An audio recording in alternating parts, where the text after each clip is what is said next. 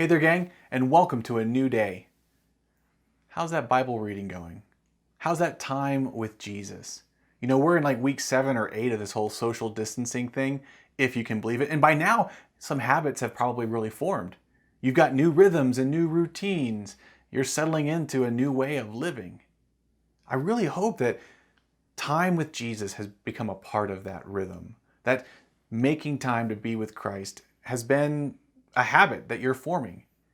Because who knows, what if the whole reason for this, whatever this pandemic piece, was in part to give Christians, believers, people like you and me, a chance to form some really important habits, because we're going to need those in the very immediate future.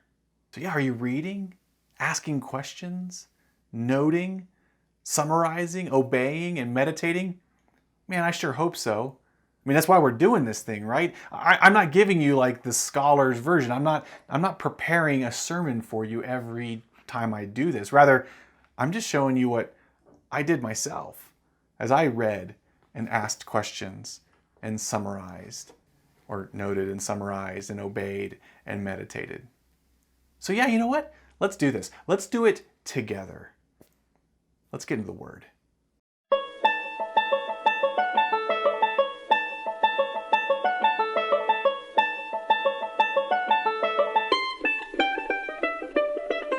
Today we're in James chapter 4, looking at verses 11 and 12, a little shorter passage. Let's read it together. Do not speak evil against one another, brothers. The one who speaks against a brother or judges his brother speaks evil against the law and judges the law. But if you judge the law, you are not a doer of the law, but a judge. There is only one lawgiver and judge, he who is able to save and destroy. But who are you to judge your neighbor? So it's a shorter passage today, but that gives us a little bit of breathing room, a little bit of space to kind of take a look at what James has been doing over the past several chapters. Right? We're talking about trials. James desires for his fellow believers to grow into maturity, to become mature and complete, lacking in nothing, faithful followers of Christ. And he's talked about how, honestly, trials are going to be how the endurance, how the perseverance develops, resulting in maturity. We've seen a lot of trials over the time. We've seen a lot of tests of faith.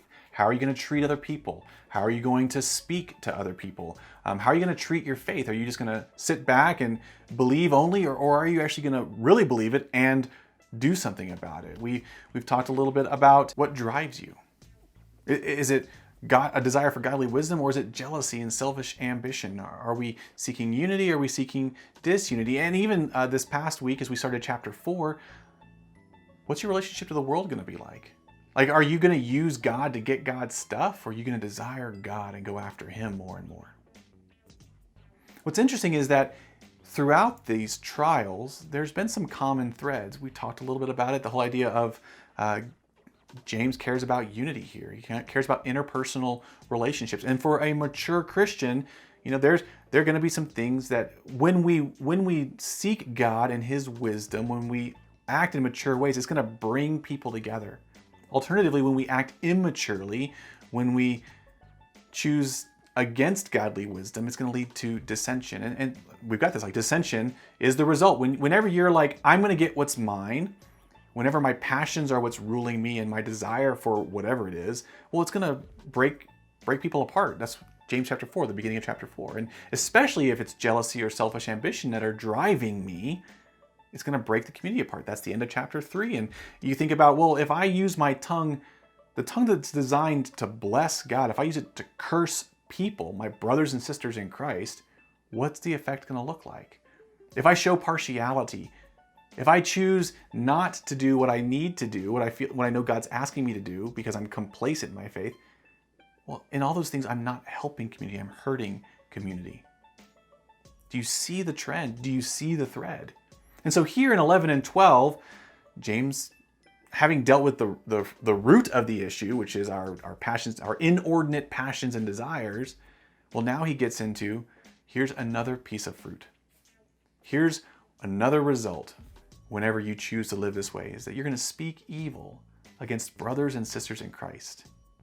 Evil against people who belong to the same God as you. Now, he's given us reasons throughout. We could infer like, no, this shouldn't be this way. And he says, stop doing it. Don't do it. And then he gives one more reason why it's so ridiculous that you would treat particularly a brother or a sister like this. It sets you up as a judge, as a fake judge. In other words, you put yourself over the law as though you understand the law perfectly. You set yourself up as the judge, even though, quite honestly, you don't have the credibility yet. Or you don't have the credibility at all, honestly. When I read this and as I was reflecting upon it, it reminds me a little bit of the situation that we find ourselves in right now with this whole pandemic piece. There are some people who feel like, you know what, it's not a big deal.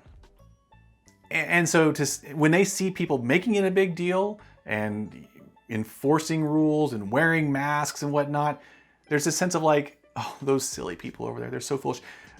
They're putting themselves up as the judge and saying they're wrong for doing it, and they mock, or even worse on Twitter, like there's just this anger and this angst, and it's like, you guys are wrong.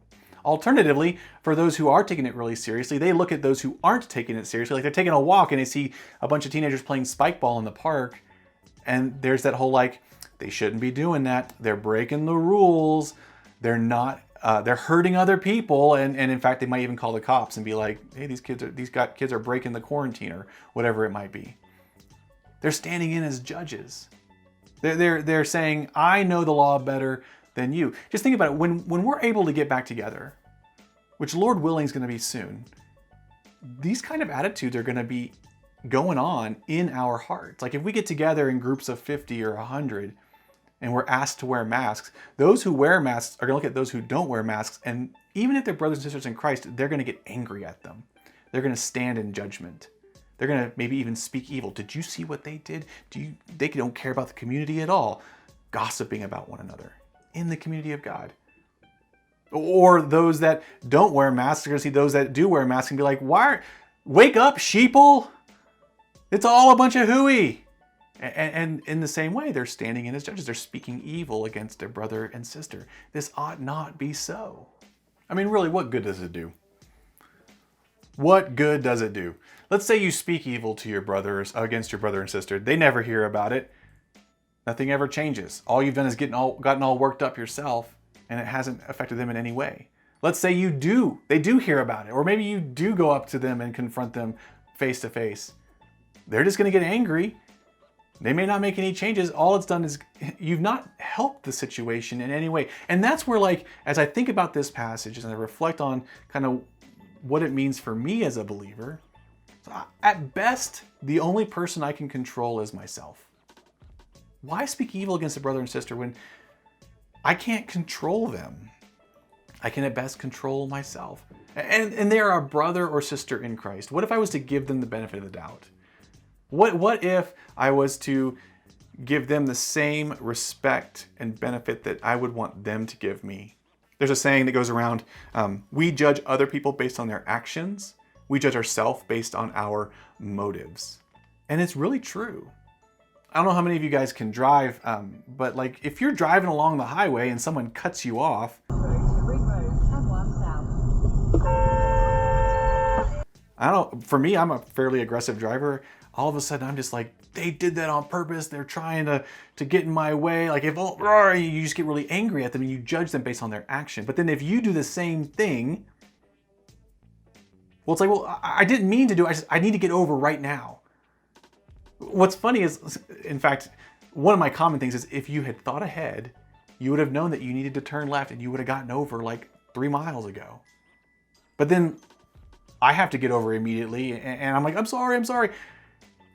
In the end, I'm giving myself far more grace and far more benefit of the doubt than I give that other driver. And we do the same thing everywhere. We do the same thing with our brothers and sisters in Christ. And simply put, guys, it doesn't make any sense. We're not the lawgiver. We don't know the law. There is only one lawgiver, and he knows the law perfectly. He has much better knowledge about it than you and I do, and he knows people's hearts, so he's able to weigh not just actions, but motives as well. This judge knows the application of the law perfectly. He's the one who came up with the law. He is the one in whose nature we get the law. Like, he is good, so everything he determines is going to be good. This judge, who knows the law perfectly, who knows how it's applied, who understands hearts and minds and actions, he is the one who is able to save and the one able to destroy. And his judgment will always be just. I'd rather let him do the hard work of judging. People, I don't want people in that place because people can be far too unfair. We've already talked about why, right? We judge others based on their actions and ourselves based on our motives. I don't want that unfairness. I want a perfect judge who is able to judge perfectly. God can do that because God is able to judge actions and intentions. So how would I obey this passage? What's gonna be important here?